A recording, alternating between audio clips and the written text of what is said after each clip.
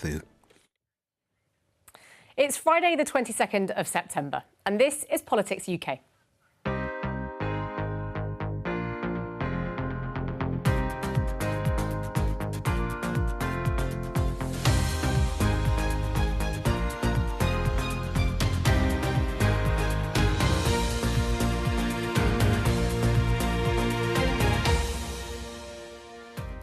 Hello and welcome to your weekly roundup of parliamentary highlights.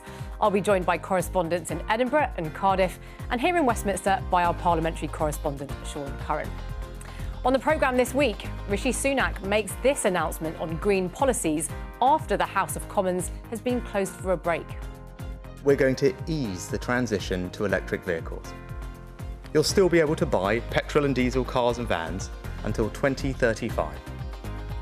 Labour accuses the government of failing to stop migrants crossing the English Channel in small boats, despite incurring huge costs.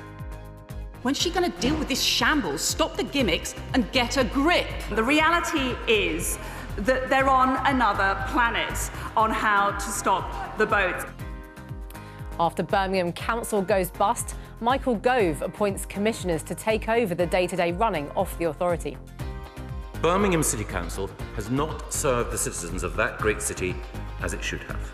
This crisis in local government has been caused by the Conservatives' wrecking ball. With every swing, another local council is pushed to the brink. There's anger in the House of Commons over fears that the HS2 rail project will be drastically scaled back. Spades are already in the ground on HS2 and we remain focused on its delivery. A great rail betrayal. £45 billion and the North left with nothing. And the government says greener steel processing in Wales is the best way to protect jobs. Welsh Labour aren't so sure. The number of job losses have been briefed. It's not certain that's going to be the end figure. Well, in the middle of this week, the BBC broke the story that the Prime Minister intended to postpone some measures designed to reduce carbon emissions. It caused major controversy, not just around the country, but also in the Conservative Party. The government had wanted to make that announcement at the end of the week, which annoyed the Speaker of the House of Commons, who felt Parliament should have been informed first. Now, Sean, we had a rather angry statement, didn't we, from the Speaker of the House. Why was he so cross? Well, this is a very unusual intervention from the Speaker, but the reason he was cross is because Parliament is beginning a break for the party conference season, as it's called, the Lib Dem, Labour and Tory conferences. But the House of Commons only sat for 2 days this week. They could have sat until the end of the week, but they didn't. And the story broke on Tuesday. So by that time, MPs were already leaving Westminster, and then Rishi Sunak, as we know, decided to make his announcement from within Downing Street in a news conference on Wednesday. So Wednesday, he would have normally been facing Keir Starmer in the Commons for PMQs, but no Commons, no PMQs. And the Speaker was really furious. He actually issued a statement. He said if he had the power, he would have recalled the House immediately. Pretty strong stuff there. And he also said that this is not the way to do business. Ministers are answerable to MPs. We do not have a presidential system here. So that's a pretty strong intervention from the Speaker.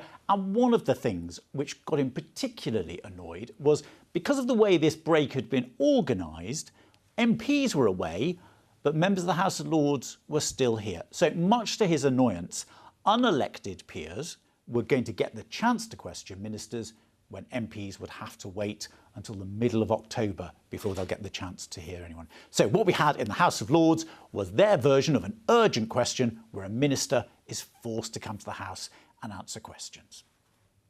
The plan, I understand, was not to have Parliament sitting at all when these major announcements were made on Friday. Instead, because they were leaked, we do at least have some opportunity in this House to question the minister. In New York today, the UN is underlining that no country has done enough to meet the challenges of climate change, so it's both ironic and depressing that the UK government should be proposing such a damaging retreat to our global leadership position. What is the Minister's response to the absolutely horrified reception these proposals have received from business leaders who see delaying the transition to net zero as the complete opposite of what they need: ambition, certainty and commitment? I think what the Noble Lady is saying to me is the government really committed to net zero? And as I said in the original answer, the answer is yes. And more importantly, my lords, we actually have the track record to prove it. The UK has overachieved on all of our carbon budgets to date. We've reduced emissions faster than any other major economy. How is this government going to restore confidence of investors, business people and the general public that it will stick to its word? Well, yet again, the Noble Lord, of course, is wrong in his statement. We have the largest offshore wind industry in Europe, as the Noble Lord well knows, the second largest in the world. Other European countries are racing to catch up with our record on this. Why is the government content to hurt working people by selling out British business and the long-term future of our economy in this way? The Minister has made a list of things that all of us in the past have been proud of. But the point is, that is the past. This announcement, and it is a tragedy for this nation because that leadership that we had globally, that all of us were proud of, is about to disappear. The Noble Lord has not mentioned once the issue of home insulation and energy efficiency, on which the government's record is absolutely disastrous. And as the Noble Lady Baroness Hayman said, this means people are now in cold, impossible to heat, unhealthy homes. Can the Minister reassure me that we're not going to see backpedalling this afternoon on home insulation and energy efficiency? Yeah. Always a pleasure to hear from the Noble Green Lady, even though she sounds increasingly red sometimes. Very happy to talk about our record on home insulation. 2010, 14% under Labour had EPC of C or above. It's now almost 50%. Clearly, we need to go further, which is why we are investing £6.5 billion over this Parliament on home upgrade retrofit measures.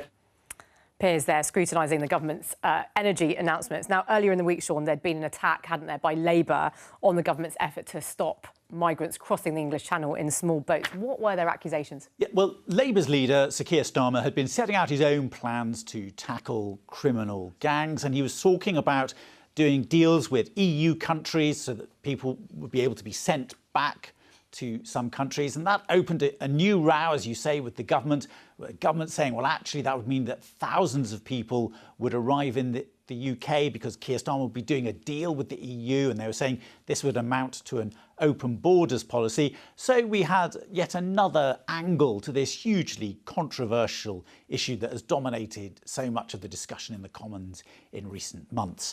And this week we had the Home Secretary, Suella Braverman, facing MPs. So we did get that row in the Commons, as well as in the TV studios and the radio news bulletins. But there was also a row with some Conservatives who aren't happy with everything the government is doing. And there is a row around the use of a former RAF base in Lincolnshire, which was the home of the Dam Busters and the home of the Red Arrows.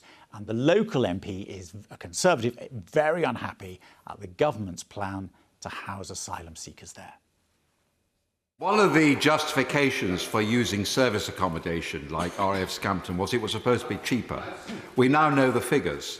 It was more expensive over 2 years, and over 3 years, the savings are actually derisory. That is on figures, frankly, being fiddled by over-capitalising the value of the base and not basing the figures on surveys.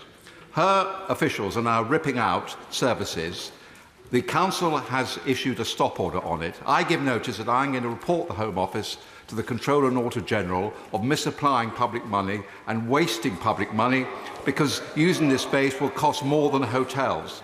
I've had several discussions with my right-honourable friend about the proposed asylum accommodation at Scampton. I thank him for his very energetic campaigning on behalf of his constituents. I very much appreciate the challenges that this nationwide mission poses for all of us.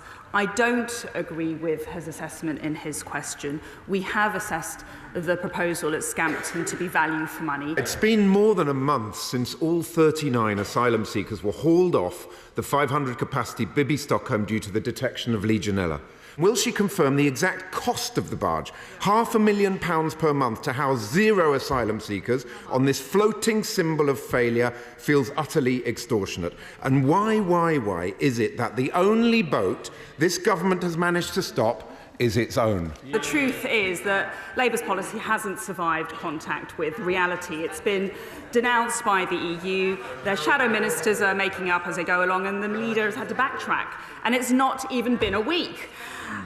Mr. Speaker, only we have a plan based on reality, based on deterrence, based on delivery, and it will stop the boats. Open Democracy recently revealed the extent of self-harm and suicide in immigration removal centres, in particular Harmsworth and Colnbrook, where 24 self-harm incidents occurred in March, more than the 3 previous months combined. Director of Medical Justice Emma Giddens said, "We are not confident that the Home Office considers the value of lives of those in its care in detention as fully human." So what is she doing to ensure that those in Home Office immigration removal centres do not face such desperate circumstances that they seek to take their own lives? Hear. Well, as I said, the safety of all of those in our care is a priority for the Home Office, and the standards of habitation, whether it's in our asylum accommodation estate more broadly or more specifically in our immigration removal centres, is one that always, and as far as the law requires, meets high standards. On the 7th of March, the Home Secretary emailed Conservative supporters saying, "Today we're changing our laws and bringing the small boat crossings to an end." Since then, 20,000 more people have arrived. She's not applying her own law because it doesn't work. Asylum hotels are up, no date to end them. Foreign criminal returns are down. The Independent Borders Inspector has said, "This is no way to run a government department." He's right, isn't he? Yeah. Is that why she's getting rid of him? At least we have a policy. I'm not sure anyone on the front bench knows what the Labour Party plan is for stopping the boats. Her ministers certainly seem to be making it up as they go along. Quotas and then no quotas. The EU makes it clear that it will be expected to take thousands more migrants from the EU. Is it family reunion? We already have a scheme for family reunion. They're making it up because they don't have a plan.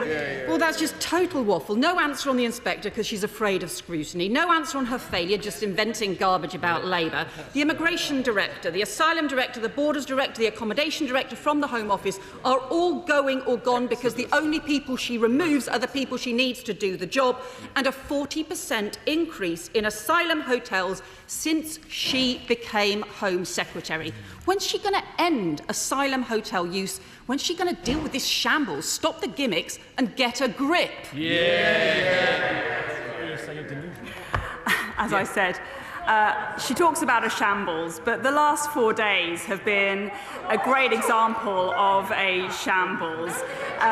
The EU has called her party delusional when it comes to their grand plan on stopping the boats. They disagree with the National Crime Agency on how to solve the problem. The reality is that they're on another planet on how to stop the boats.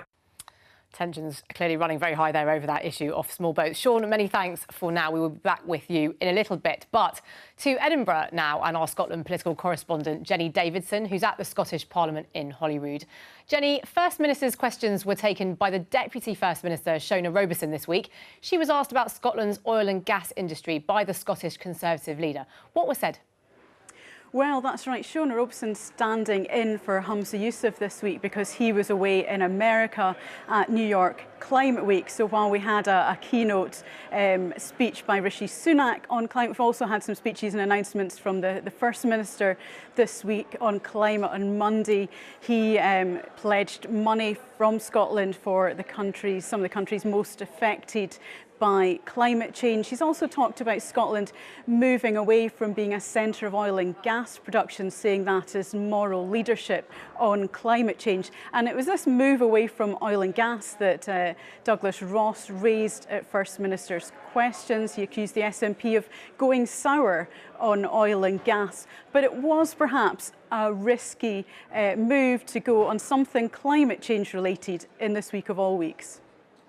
Tens of thousands of people work in Scotland's North Sea oil and gas sector.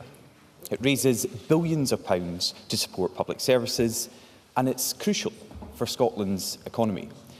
But this week, across the Atlantic in the United States, Humza Yousaf said that Scotland will no longer be the oil and gas capital of Europe. So why has the SNP turned sour on Scotland's oil and gas?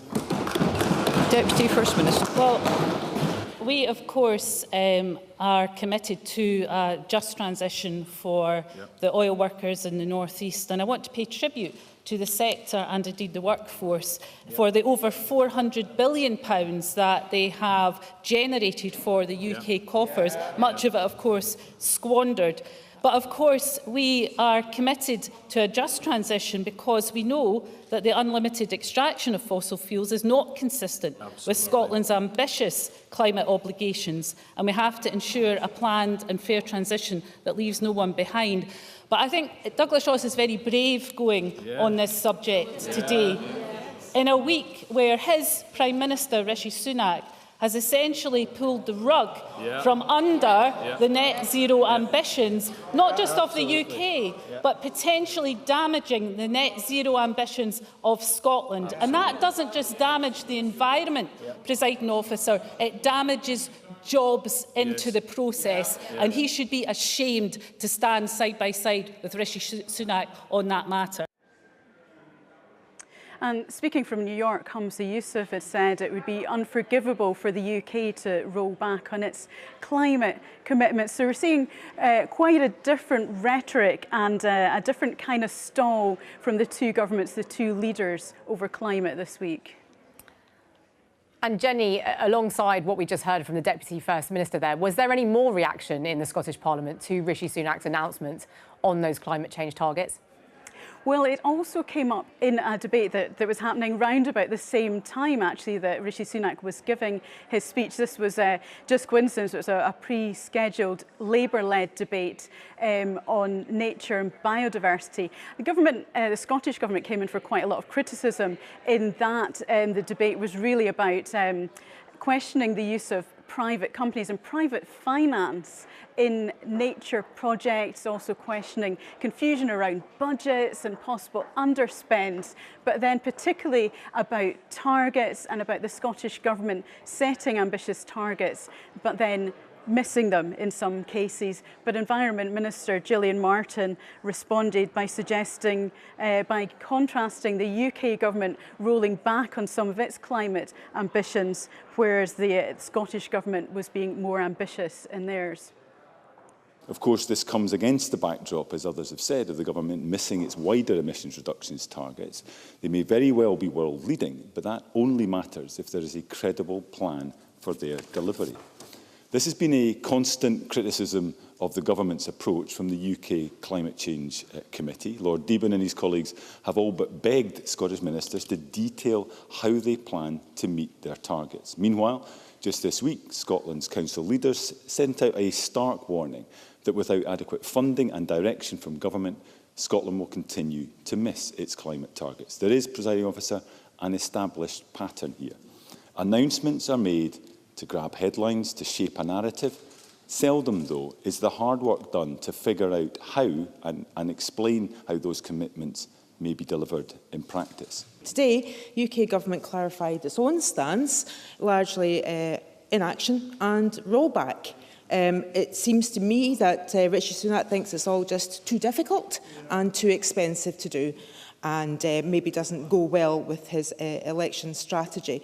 But in Scotland, it's important we need to focus on what we can do as a country, despite what happens, noises off from Westminster. We need to get on with it ourselves. The tangible choices that we make alongside those other countries who are also at the forefront of tackling the twin crisis of climate change and biodiversity loss. And the First Minister, of course, been speaking about this in his New York visit this very week. In contrast to the Prime Minister's approach, it could not be starker. Yes, and on that issue of targets, of course, the Scottish Government is also still considering what the effect of Rishi Sunak's announcements may be on its own targets. Now, Jenny, we know there's been a number of fatal attacks recently by American XL bully dogs. Scotland is now considering banning them. But how will that work alongside the UK government's plans for its own ban? Well, that was really a question that was being asked this week. Of course, there's been that commitment that American XL bully dogs will be banned by the UK government as soon as the breed has been officially defined. Scottish Conservative MSP Jamie Green asking the Scottish Government what consideration it had given to a similar ban in Scotland. Now, Community Safety Minister Siobhan Brown confirmed that officials, civil servants from Scotland had been meeting with counterparts from England, Wales and Northern Ireland to discuss this whole issue, saying that Scotland will be informed by that expert group that's being set up by the UK government and then will respond accordingly after that. Naturally, all our thoughts are with the families of those affected by these recent fatalities and attacks. I think in light of these, the spate of attacks, I think that urgent action must be taken, and I welcome the UK Government's swift response to this end. But of course, there are very many schools of thought out there about how we deal with so-called dangerous dogs, ranging from outright bans, such as the case in this scenario, to better enforcement of existing breeding and ownership laws. Can I ask the Minister, in addition to the consultation and liaison with the UK Government stakeholders, what expert stakeholder advice and public consultation the Scottish Government will be undertaking before reaching its own conclusions? And given the urgency around public safety, when might we expect a firm decision on this matter? Minister. Thank you, Presiding Officer. I agree with the member. I think what matters here is careful evidence-based decision which is focused on protecting the public safety in Scotland. We're committed to giving full consideration to the issue and to ensure that we arrive at the correct decision. It's clear from the UK Government's announcement that there is a wide range of views in this area from experts and members of the public, and it's imperative that the Scottish Government moves forward will consider all voices. Yes, and the Minister also said she recognised concerns from owners that if a ban was put in place, would dogs have to be put down? She said that wouldn't automatically be the case. There could be other restrictions, such as a register, having them neutered, or having to wear a muzzle in public. But what she couldn't give is a time scale for when any decision will be made. Jenny Davidson at Holyrood, thanks very much indeed. Now, back to Westminster. Sean, we heard from the Levelling Up Secretary Michael Gove earlier this week that the government would be stepping in to run Birmingham Council after it went bust. How did it come to this? A couple of weeks ago, Birmingham City Council issued what's known as a Section 114 notice, in effect declaring itself bankrupt because it couldn't balance the books. There were a number of reasons for this. One was a long-standing equal pay claim running into many millions of pounds. There'd also been some problems with IT and other issues. So that posed everybody with a problem of how will the day-to-day services be delivered? What does it all mean? Will things have to be sold off? Michael Gove came along and he said that he would be appointing commissioners to go to Birmingham and they would be in charge of the day-to-day running of the council. And we will hear from him in just a moment.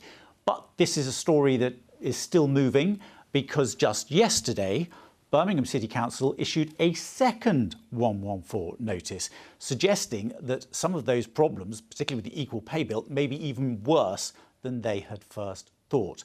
So Michael Gove came along to the Commons to announce what he was going to do, and it broadened out, I think it would be fair to say, into a debate about what support central government has offered local authorities really since 2010 when the Conservatives first came to power. Birmingham City Council has not served the citizens of that great city as it should have. For years now, the city has suffered as the Council has failed to grip underperformance.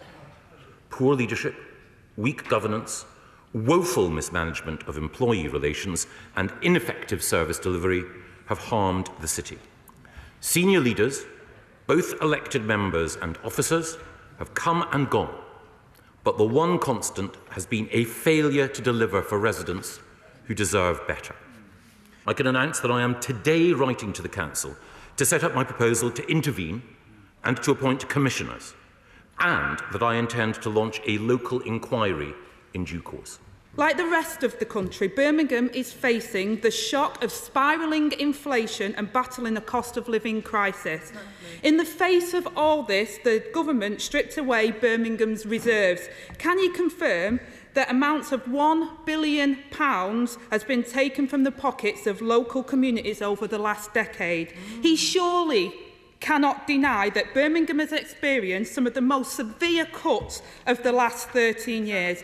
The truth is, this crisis in local government has been caused by the Conservatives' wrecking ball. With every swing, another local council is pushed to the brink and another local community falls over the edge. That's the difference between us, Mr Deputy Speaker. A Labour government would oversee sustainable long-term funding for councils. I didn't mention anything specifically or explicitly party political in my statement, because I believe that it is absolutely vital that we work together across parties and across political traditions to deal with this issue. But given that the Honourable Lady did mention the party politics of it, I think it's important that we recognise that this intervention in Birmingham, like our intervention in Sandwell, like our intervention in Liverpool, have all been interventions in Labour-led local authorities, that have comprehensive mismanagement. The Secretary of State mentioned a list of councils where 114 notices have been served and commissioners have been brought in. Perhaps you can confirm that Thurrock, Woking and Northamptonshire are not Labour-controlled councils. He seemed to miss that bit out when justifying his attack on some councils being Labour-controlled. Now, there no doubt have been problems in all these councils, but does the Secretary of State accept there is some overarching responsibility for government who delivered austerity to councils, bigger cuts than any other part of the public sector, which by and large local government have managed extremely well, but some have gone over the edge? I deliberately didn't choose to make political points, but my wonderful shadow chose to insert some party political points, so I felt it was only appropriate to point out that Liverpool, Sandwell, Slough, Nottingham and Croydon all were driven to the brink of bankruptcy by Labour leadership. I want to understand exactly how the commissioners, because whilst everybody's making party political points, it is actually the people of Birmingham who vote for the council who have put those people in place. How the citizens of the city get any intervention in this particular process, how their feelings are going to be heard, or are they just going to have things done to them by people who, let's face it, I don't know this fella, I believe he worked in Hackney. He doesn't live in Birmingham. He doesn't know anything about what the city's like. In respect of Thurrock, we've found that really the problems we're facing have emerged over the last 10 years. A decade where Thurrock has been dominated by three-party politics and a succession of minority administrations where UKIP held the balance of power. And being brutally frank, it was impossible to make financial cuts while that was taking place or increasing council tax. And that's led us to the situation we are in. Labour-run Blackpool Council currently has a budget deficit of over £23 million, which is one of the largest in the whole country compared to its revenue budget. Despite this, the council continues to fritter away taxpayers' money, not least in spending £174,000 on 6 trees. Well, I love Blackpool, and I love trees. But £174,000 for 6 trees makes it £29,000 a tree. Some trees they must have in Blackpool. And I would say, whatever views one may take of Blackpool Council, and it does seem as though they're paying slightly more than you would pay in most garden centres for their trees, nevertheless, central government has shown how partnership and levelling up can secure real change. A lot of concern now, Sean, I think, about which other councils may also be in trouble. But on the bright side, at least for Birmingham, it looks like it could be one of the few places that actually the troubled high-speed rail project, HS2, actually manages to reach. There has been a bit of discussion about the future of HS2 this week, hasn't there? What is the latest? Yes, well, so the latest development about this project, which originally was launched with the view that it was going to cut the travelling time between London and Birmingham, Birmingham and London, is about what happens next. And there is this big question mark about whether this project will now go as far as Manchester. And so what we had this week in the Commons was Labour asking an urgent question to force a minister to come to the Commons. Now, the rail minister, he wasn't available because he was in the Czech Republic. Obviously, Labour would have liked to have heard from the Transport Secretary, Mark Harper, but we were told that he was away in meetings, so he wasn't available, which meant, oddly enough, we got the minister who's got the responsibility for buses coming to the dispatch box.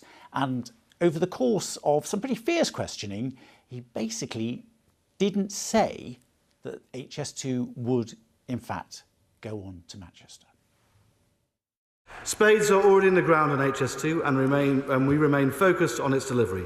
Construction continues in earnest with around 350 active construction sites, and we are getting on with delivery with high-speed rail services between London and Birmingham Curzon Street due to commence in 2033. First they slashed Northern Powerhouse Rail, then they binned HS2 to Leeds, then they announced the line would terminate at Old Oak Common for years to come, and now it looks like they're considering cutting the north of England out in its entirety.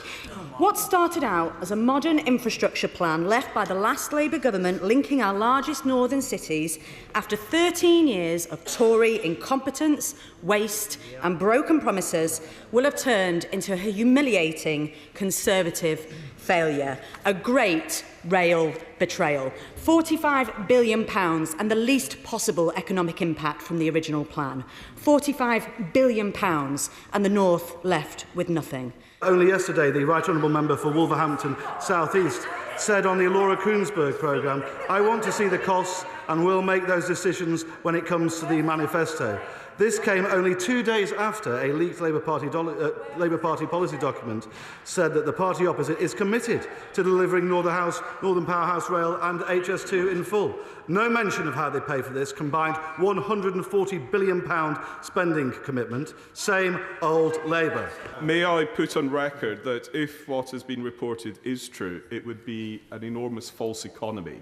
Whether you support or oppose HS2 in principle, starting at Old Oak Common and finishing at Birmingham would not realise the full benefits of the line, and communities will have been enormously impacted for no great benefit. What an utter shambles, financially, operationally and politically. First it was the North East and Yorkshire let down by this government and HS2, now it seems to be the North Western, let alone Scotland and Wales. In a similar time frame to HS2, Spain has managed to deliver 624 kilometres of high-speed rail for a fraction of the cost.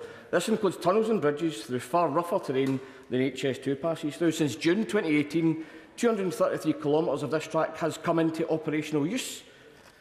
What we have is a gold-plated commuter line of just 100 miles between two cities in the south of this island, costing nearly £50 billion, while the rest of the country is expected to fight for scraps from the table. People have been made miserable and their mental health has been severely damaged by this project.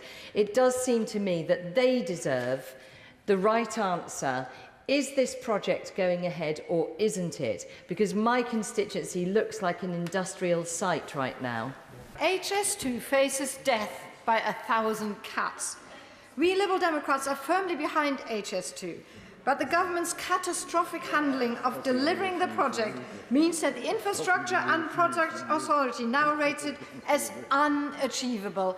What will the government do to fix this mess? I find it very interesting that the Honourable Lady says the Liberal Democrats are firmly behind HS2, because that's not the message that her candidate for Mid-Bedfordshire said earlier today, or the MP for Chesham and Amersham said just a few months ago. When will High Speed 2 arrive in Manchester? I'd like to thank the honourable member for that question. Ministers will continue to keep the House updated regularly regarding HS2, as they have done to date. As we all know, the first stages are set to be complete by 2033, linking London with Birmingham. I think we can expect a lot more speculation in the weeks ahead, can't we, on the future of HS2. Sean, many thanks again for now. We will be back with you shortly. But let's go over to Cardiff now and our Wales political correspondent, Rodri Lewis, who joins us from the Senedd at Cardiff Bay. Rodri, there were some rowdy scenes this week, weren't there, as the debate over the new 20-mile-an-hour speed limit boiled over. What happened? Well, yes, this has become an increasingly fractious debate over the past couple of weeks ahead of the new law coming in last weekend. Now, the Conservatives oppose the change, but their leader here in the Senedd was very annoyed by a tweet from Labour's Council General, where he had said Tories would be happy to see people, and particularly children, killed on roads rather than support the new law. But before that row erupted, the First Minister had a bone to pick with the Conservatives about how they'd framed the debate. Well, let me be clear once again, Llywyd, because I heard voices on the Conservative benches once again claiming that this is a blanket ban. They know that it is not. It is a default speed limit, which is not the same as a blanket ban. Llywyd, I'm prepared to go on explaining this to the Leader of the Opposition, but as John Griffiths has said, some people have already concluded it's not that he doesn't understand, it's just that he's determined not to tell the truth. I'd like to raise with you the tweet that the Council General put out on Saturday, and it's worth repeating. Tories so happy to see people, and particularly children, killed and injured on our roads. That surely is unacceptable language to use when trying to engage in a policy position that we have a disagreement over. To say that we would be particularly pleased to see children killed and injured is not acceptable, is it, First Minister? Well, as I understand, the Council General took the tweet down immediately and has since acknowledged that he would not have expressed it in that way had he been in a position to give it further consideration. I'm grateful that that tweet was taken down, but I didn't hear an apology to the people that it was aimed at, and ultimately it was a very offensive tweet, to say the least. Now, after those exchanges, Mr Davies then wrote to Elin Jones, the Llywydd or presiding officer here at the Senedd, to complain about that comment on being determined not to tell the truth. And she said she agreed with him, and she'd written to the First Minister to say he'd gone too far on this occasion, but evidently strong feelings on this issue on all sides. Indeed. And Rodri, we've been discussing earlier in the programme the UK government's surprise shift on its green policies. What's been the reaction in Cardiff? Well, frankly, it seems that everyone was caught out by this announcement, so an emergency question was granted here on Wednesday to discuss the matter, and the Labour backbencher Jenny Rathbone wanted to know what this would all mean for Wales's climate change policy. What could the Welsh Government do in this situation to rectify the damage done today to our claim to want to lead the world on green transition when businesses are going to be completely spooked by this UK Government decision? There's been a series of comments from industry right across Britain saying that what they need is certainty, investment and competence. And from this government, we have none. It's too early for us to be able to say what the effect on our policies will be, but I can assure you this government provides both certainty and investment and a vision for a green future for Wales where we can be at the front of a global race. This is incompetence of the first order, and frankly, I'm appalled. The Climate Change Minister making her feelings plain there, and she said she hoped to say more about how the Welsh Government will deal with this change next week. And this week saw the announcement of a big new funding package for the steel industry, which will affect the tartar plant at Port Talbot in South Wales. How did that news go down in the Senedd? Well, a bit of a mixture of relief that steel making would continue in Port Talbot and that the plant would be modernised, mixed with concerns about how many jobs may eventually be lost. Now, there were questions about a so-called transition board, which would oversee the spending of £100 million. Plaid Cymru wanted to know more about that and said local people hadn't been consulted about any of this. None of these people had a say in this huge and far-reaching decision which will change their futures, and this is keeping them awake at night. You refer in your statement, Minister, to the Transition Board funding, but as we've heard, there's not a lot of detail. So I'd like to know, Minister, how will the wider region's communities be supported economically in the future? On your point on the conversations that we have with all those interested local authorities, we actually need to have more certainty on what this means, because the number of job losses have been briefed. It's not certain that's going to be the end figure. And there's the balance between direct jobs and indeed the point David Rees made about all the indirect jobs, and the point you made about the spend of the local economy, and if there's a reduction in Tata Steel's footprint, what that means on a whole range of other fronts as well. So we need more certainty on that, and indeed on the Partnership Board. I'd like to have a meaningful conversation with the UK Government about what the £100 million really means, the time frame over which it will be spent, how it works with, not over or between, our devolved responsibilities for economic development, to do it in a way where we can add real value. And as Vaughan Gething was suggesting there was still a lot to discuss with the UK Government about the exact details of this deal. Rodri Lewis there in Cardiff Bay, thanks very much indeed. Now, finally, Sean, back to you in Westminster. The government made an announcement this week about compensation for post office workers who were wrongly accused of theft. This has been such a long-running story, hasn't it? Yes, this is the Horizon scandal, which has been described as one of the biggest miscarriages of justice of recent times. It saw hundreds of sub-postmasters being accused of theft and fraud, and many of them received criminal convictions. There is a public inquiry taking place, but there's also been a long-running battle for compensation for these people, many of whom lost their livelihoods. And this week, a minister came to the Commons and announced what the government would be offering the people who've been affected. The government has supported the Post Office to make significant interim payments up front, set at £163,000 to those with overturned Horizon convictions. We are also funding Post Office to reach final settlements with these postmasters. To date, 86 convictions have been overturned. The government and the Post Office have been clear that we want to see the victims receive swift and fair compensation. I've been monitoring delivery of compensation to those with overturned convictions, where over £21 million has been paid out to date.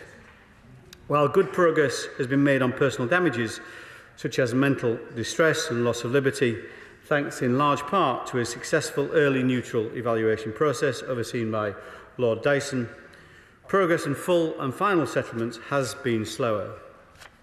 That is why I can therefore announce today that the government has decided that postmasters who have their convictions on the basis of Horizon evidence overturned should have the opportunity up front to accept an offer of a fixed sum in full and final settlement of their claim.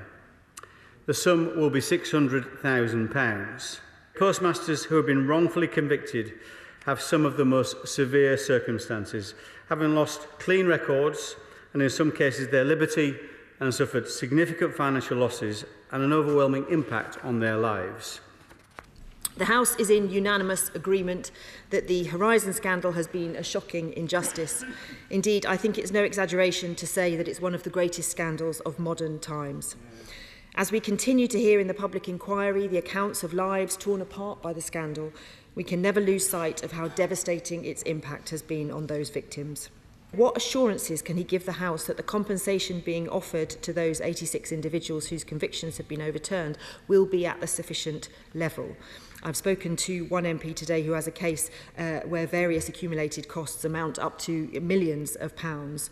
What can the government say in response to the question that if people go through the full scheme, the compensation would be much higher? This has been a welcome further move, but it can't return those lost years, and it cannot reunite families or bring back those who are gone.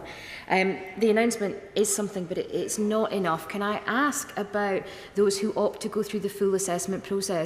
Will they be guaranteed the minimum amount of £600,000 in the event of going through the full process, or will they possibly be offered a lower settlement as a result? In terms of anybody who had an overturned conviction but has passed away, yes, they would also, if they'd received a lower amount, they would be topped up to £600,000.